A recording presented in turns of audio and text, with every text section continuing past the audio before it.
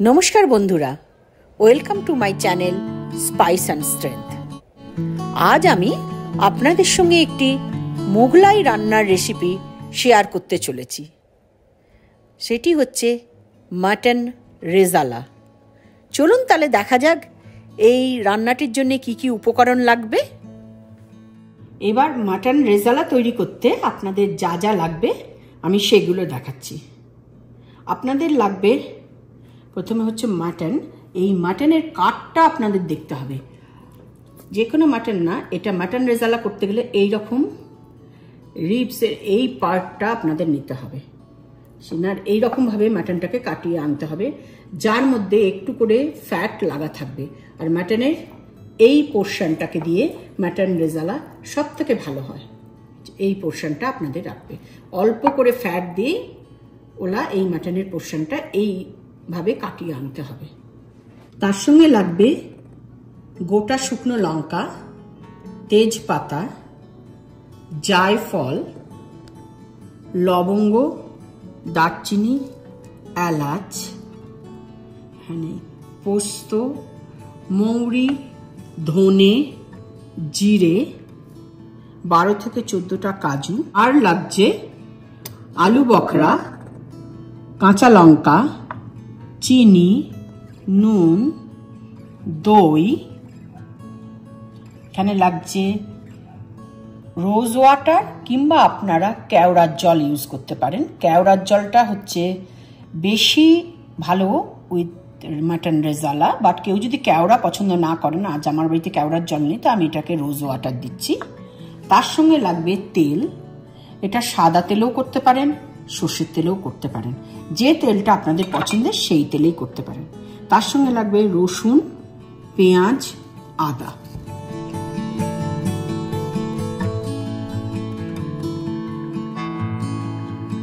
এবার মাটনটা ম্যারিনেট করার জন্য একটা বাটিতে দই নিয়ে নিতে হবে।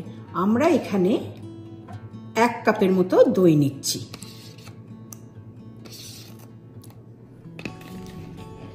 তার মধ্যে দিতে হবে 2 টেবিল চামচ আদা রসুনের পেস্ট। তার মধ্যে দিতে হবে একটা গুঁড়ো মশলা, যে মশলাটা আমি তৈরি করলাম, ওই ধনে, জিরে, মৌরি, জয়িত্রী, লবঙ্গ, এলাচ, দারচিনি দিয়ে একটা মশলা আমি তৈরি করলাম। এর মধ্যে আপনারা যদি একটু ঝাল পছন্দ করেন, কটা গোলমরিচও দিয়ে দিতে পারেন এই পেস্টটার মধ্যে। এটা আপনারা 2 টিস্পুন হিপ টিস্পুন দেবেন। তার মধ্যে দিতে হবে নুন, পরিমাণ মতো নুন দেবেন। এটা আপনারা নিজেদের স্বাদের মতো নুন দেবেন এই মাটনটাকে ম্যারিনেট করার জন্য। আর দিতে হবে অল্প পরিমাণে চিনি।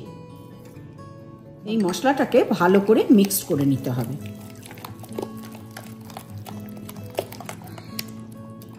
এই মাটন রেজালাটা সাদা দেখতে হয়। সাদা কালারে হওয়ার জন্য আমরা এর মধ্যে কোনো হলুদ বা লঙ্কার গুঁড়ো ব্যবহার করব না। এবার মাংসগুলোকে একটা একটা করে এই ব্যাটারের মধ্যে ঢেলে দিতে হবে, দিয়ে ভালো করে ম্যারিনেট করে নিতে হবে। এটা এই ব্যাটারে দিয়ে ম্যারিনেট করে কমপক্ষে 1 আওয়ার রেস্টিং টাইমে রাখতে হবে। 1 ঘন্টা আপনারা এটাকে রেস্টিং টাইমে রেখে দেবেন। ভালো করে মাংসগুলোকে এপাশ ওপাশ করে ম্যারিনেট করে নেবেন।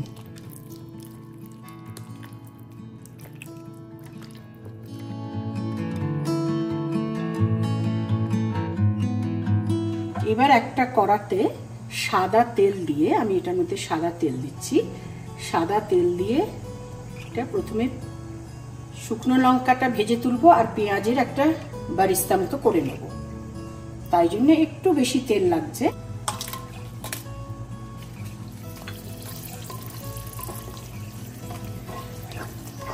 লঙ্কাটা যখন লাল হয়ে উঠবে সেটাকে আমরা ভেজে তুলে রাখবো। তেলের মধ্যে আমরা পেঁয়াজ দিয়ে পেঁয়াজের বারিস্তা মতো করে দেব।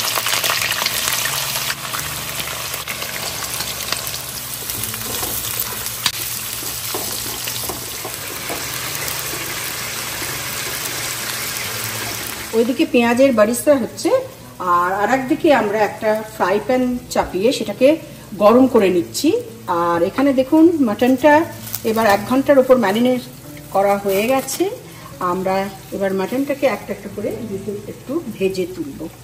তা ফ্রাই প্যানের মধ্যে আমরা এবার একটু সর্ষের তেল দিয়ে দিচ্ছি। আমি বারবারই বলছি, আপনার ইচ্ছে হলে সর্ষের তেলও দিতে পারেন, সাদা তেলও দিতে পারেন, যেটাতে রান্না আপনার ভালো লাগে সেটাই দেবেন। এবার এই তেলটা গরম হয়ে গেলে এখানে একটা একটা করে আপনি মাটনের পিসগুলো দিয়ে দেবেন, দিয়ে ভালো ফ্রাই করে দেবেন।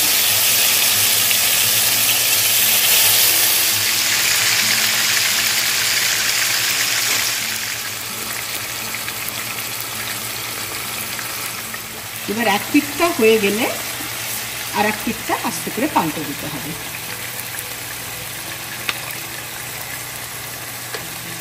এবার মাটনের চপগুলোকে, মাটন পিসগুলোকে আমরা তুলে রাখবো।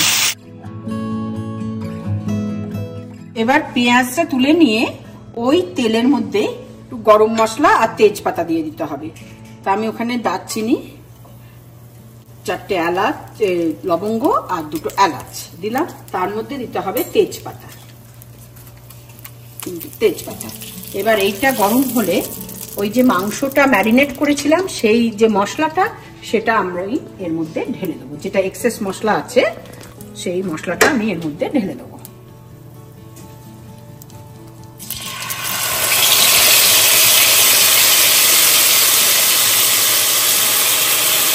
আমরা আলু বকরাটা দিয়ে দেবো। আলু বকরাটা দিয়ে এই মশলাটা কষতে হবে। এর মধ্যে যে মশলাটা আমি বেটেছিলাম মাটনটা ম্যারিনেট করার সময়, সেই মশলাটাও 2 চামচ আরও দিয়ে দেবো। এবার যে মাটনটা আমরা ভেজেছিলাম, ভাজার পরে যে মশলাটা রয়েছিল ফ্রাই প্যানে, আর একটা ফ্রাই প্যানে যে মাটনটা ভাজছিলাম তার যে মশলাটা, সেটাও আমরা এর মধ্যে দিয়ে দেবো। দিয়ে এবার মশলাগুলোকে ভালো করে কষে নিতে হবে।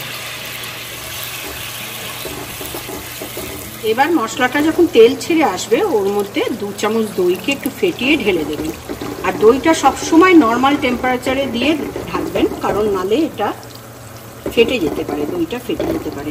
এবার ওর মধ্যে পরিমাণ মতো নুন আর চিনি একটু মিলিয়ে দিতে হবে। সম্পূর্ণটা এটা আপনাদের স্বাদের ওপর কতটা আপনি দেবেন।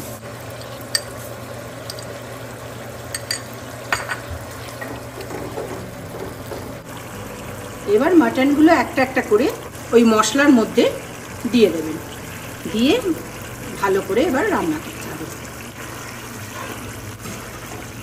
এবার মাংসগুলোকে দিয়ে ভালো করে নেড়ে চেড়ে মধ্যে আঁচটাকে একটু কমিয়ে মিডিয়াম আঁচে করে ঢাকা দিয়ে সেদ্ধ করতে দিতে হবে, মাটনগুলো যাতে ভালো করে সেদ্ধ হয়ে যায়। এবার মাটনটা যখন অনেকটা হয়ে আসবে, হাফের উপর ডান হয়ে যাবে 70%, তখন তার মধ্যে কাজু আর পোস্ত বাটাটা দিয়ে দিতে হবে। ওটাকে ভালো করে মিলিয়ে দিতে হবে।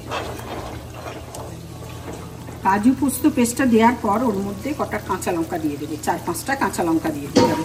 দিয়ে আবার ঢাকা দিয়ে এটাকে ফুটতে দিতে হবে, প্রায় 10 মিনিটের মতো আরো ফুটবে।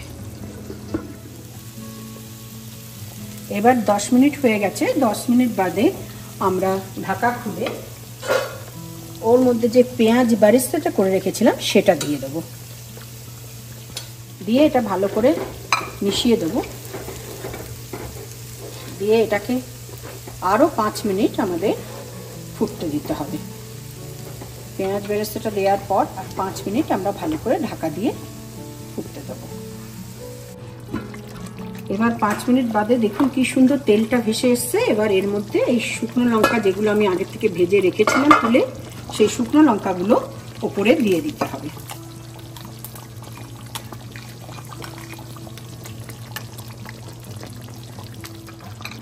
তারপর এর মধ্যে একটু কেওড়া বা রোজ ওয়াটার দিয়ে দেবেন। কেওড়া দিলেও হয়, রোজ ওয়াটার দিলেও হয়, যে যে ফ্লেভারটা পছন্দ করেন সে সেই ফ্লেভারটা এর মধ্যে দিয়ে দেবেন। আর ওটা দিয়ে একদম ঢাকা দিয়ে দেবেন। ব্যাস, আমাদের রেজালা রেডি। আমাদের রেজালা একদম রেডি টু সার্ভ। একটা পাত্রে সুন্দর করে সাজিয়ে ঢেলে এবার সার্ভ করতে পারেন। একদম রেডি আমাদের মাটন রেজালা। এটা রুটি, পরোটা, নান যে কোনো জিনিসের সঙ্গে, রাইস, জিরা রাইস সবের সঙ্গেই ভালো লাগে। বিশেষ করে রুমালি রুটি, তন্দুরি রুটি, লাচ্ছা পরোটার সঙ্গে রেজালা খুব ভালো যায়। আর চিকেন বিরিয়ানির সঙ্গেও আপনারা রেজালা সার্ভ করতে পারেন।